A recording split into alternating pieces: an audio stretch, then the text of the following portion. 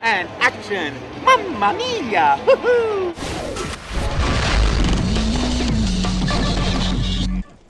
Hey everybody, welcome back to Gamehead. This week we're profiling one of the most famous voices in the video game industry, Charles Martinet, the man behind Super Mario. Is it Mario or Mario? It's a Mario! Woohoo! It is, because some people say Mario. And I screwed up because I sometimes say Mario, which is because growing up in Canada, a lot of people say Mario. And the East Coast too. Lots of people say, hey Mario! Hey Mario! Well, that's good to solve that. Thank you, Charles. Now here is where you actually have the virtual puppeteer in sort of Mario, which is an amazing piece of technology. Yeah, this was created by Sim Graphics Engineering in South Pasadena, California. Wow. And it's an amazing technology because originally I had all that headgear on and I would move my face and little trackballs would move and the supercomputer would move and Mario would go, hello, it's a Mario! And now it's just on laptops, and I usually on this laptop I bring up the site like the Nintendo World Store or Toys R Us or anywhere in the world, and then I can see them with spy camera and a spy microphone. I can hear them. So I'll see somebody walking by and go,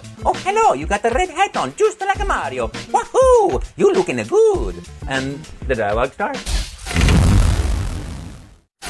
Mario may not be shooting drug lords anytime soon on the Wii, but Tony Montana certainly will. Motion controls are the only new feature in this update to last year's Scarface game, but they do create some pretty fun possibilities like chainsawing. But why can't you cut lines of coke with the Wii mode? Here you flick up the nunchuck to taunt those nasty cockroaches. The point-and-shoot control scheme, just like a mouse on the PC, lets you target enemy limbs with pixel-perfect accuracy, although the camera controls aren't perfect. Still, first you make a good game, then you do a solid Wii make, and then you get a Gamehead score of 7.5 out of 10.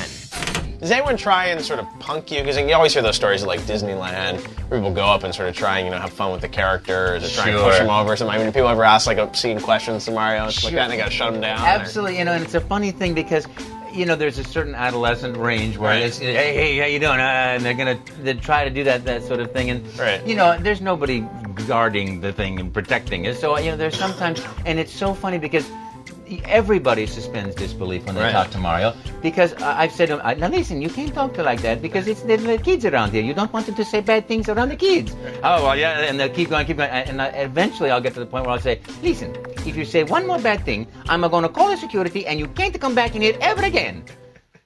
I'm sorry, Mario. Earlier this month, we were fortunate enough to attend the Pac-Man World Championship in New York City, where Microsoft crowned the planet's top dot muncher.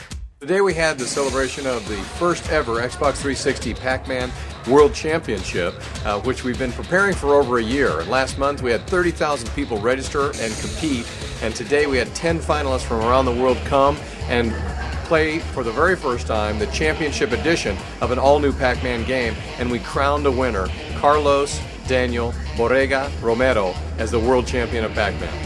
I'm from Mexico. I started playing Pac-Man since I was 6 years old, so I can't believe it yet.